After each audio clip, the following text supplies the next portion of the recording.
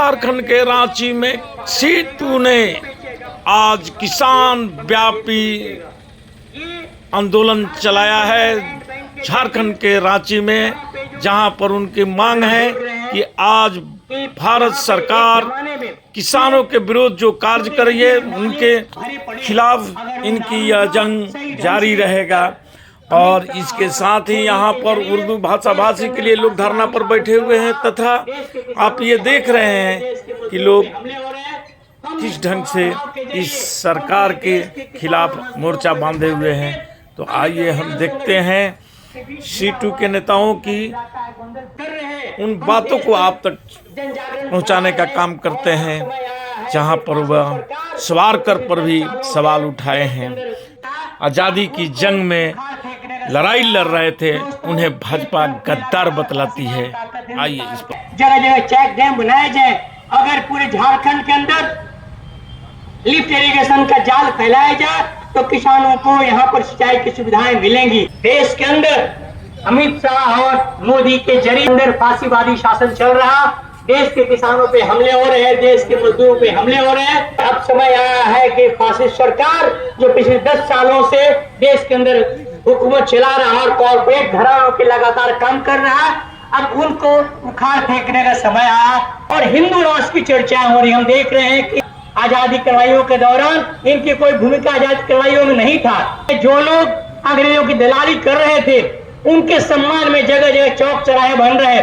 सावरकर जो सबसे कमजोर आदमी था आजादी की लड़ाइयों में, जो अंग्रेजों की दलाली कर रहा था, वो सावरकर जिनको वीर कहा जाता है आरएसएस के जरिए और भाजपा के जरिए, वो सावरकर काला पानी की सजा काटते हुए और वो अंग्रेजों के सामने लगातार वो माफी मांगता रहा। अंग्रेजों की लड़ाइयों के खिलाफ लड़ाइयों में अगवा भूमिका निभा रहे थे, उनको उन पे हमले आज हो रहे। अडानी कंपनी के कोयला खदान के लिए यहाँ की सरकार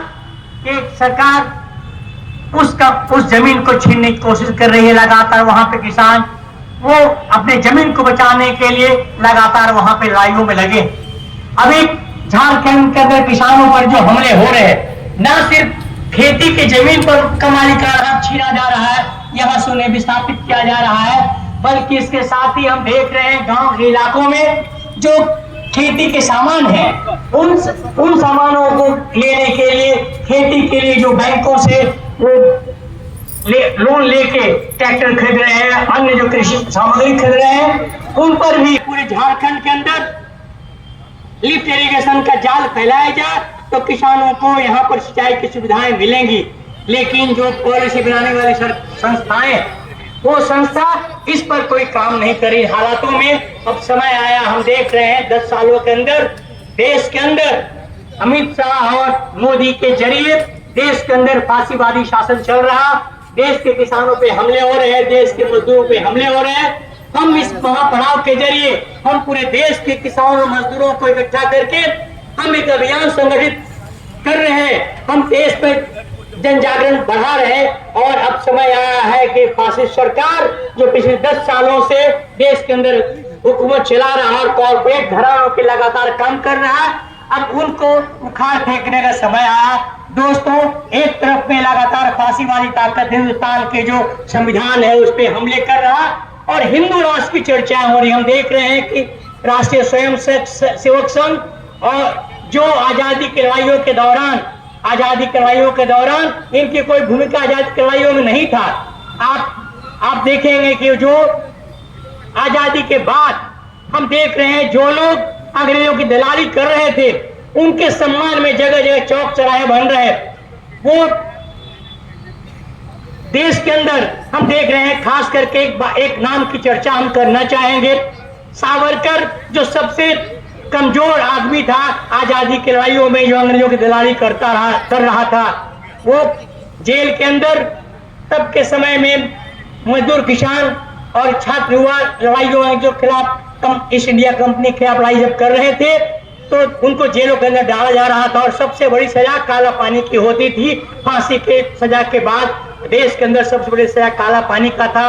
वीर सावरकर वहां पे जेल के अंदर, जो साथी जेल में गए होंगे जानते होंगे, जेल के अंदर जो व्यवस्था चलती है उस व्यवस्था में चीफ वार्डर बनाए जाते हैं। जो जेल का नंबर 1 जो दलाल होता है, कैदियों के अंदर जो नंबर 1 दलाल होता है, वो दलाल ही चीफ वार्डर बनते हैं, चीफ राइटर बनते हैं। वहां पे सावरकर, जिनको वीर कहा जाता है, आरएसएस के जरिए और भाजपा के जरिए सावरकर को वीर लगातार प्रचारित किया जाता रहा। वो सावरकर काला पानी की सजा काटते हुए वहां पे सावरकर वो चीफ राइटर था और वो अंग्रेजों के सामने लगातार वो माफी मांगता रहा और वो माफी मांग के बाहर निकला।